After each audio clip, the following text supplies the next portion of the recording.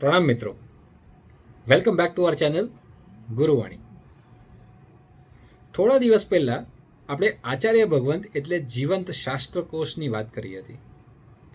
આચાર્ય ભગવંત તેમના ચલણ અને વિચરણથી આપણને શાસ્ત્રોમાં લખેલી વાતને જીવીને શીખવાડતા હોય છે એની વાત કરી હતી. અને આપણે આચાર્ય ભગવંત એટલે શાસ્ત્રોનું દર્પણની બી વાત કરી હતી, જેમાં શાસ્ત્રોમાં લખેલું આપણને બાઉન્સર જાય તો આચાર્ય ભગવંત આપણને એક દર્પણની જેમ શીખવાડે એની વાત કરી હતી.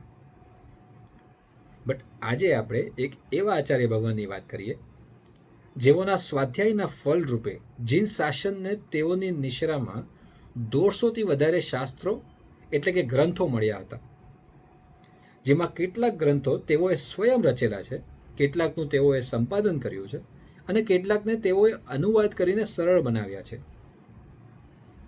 વિક્રમ સંવત 1955માં શ્રી પોપટલાલભાઈનો અમદાવાદમાં જન્મ થયો હતો અને 16 યર્સની એજમાં તેઓએ સંયમ જીવન અપનાવી લીધું હતું અને મુનિશ્રી પદ્મ વિજયજી બન્યા હતા. રાત દિવસ એક કરીને અધ્યયન કરતા હતા અને અનેક શાસ્ત્રોના પ્રકંડ પંડિત બન્યા હતા. તેઓ ઉપર તો સરસ્વતી માતાની અસીમ કૃપા વરસતી હતી.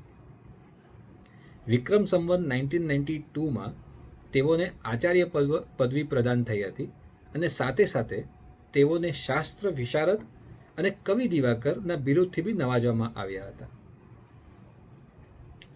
એક દિવસ તેઓની મુલાકાત એક શ્રેષ્ઠ શ્રાવક શ્રી મણિલાલભાઈ સાથે થઈ હતી.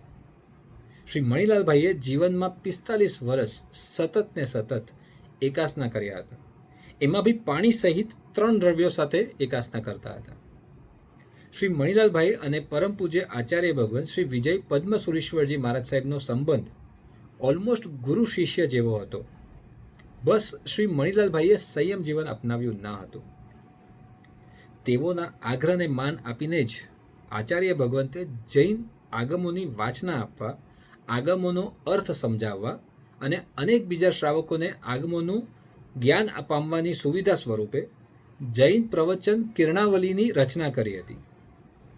ત્યારબાદ તો લગભગ 150 ગ્રંથોની જીન શાસનને સુપૃત કર્યા હતા. શ્રી શાસન સમ્રાટ સમુદાયના 6th નવરત્ન પરમ પૂજ્ય આચાર્ય ભગવંત શ્રી વિજય પદ્મસુરીશ્વરજી મહારાજ સાહેબને કોટી કોટી વંદન. આજ માટે આટલું જ. કાલે ફરી મળીશું. Stay tuned. જય જિનેન્દ્ર.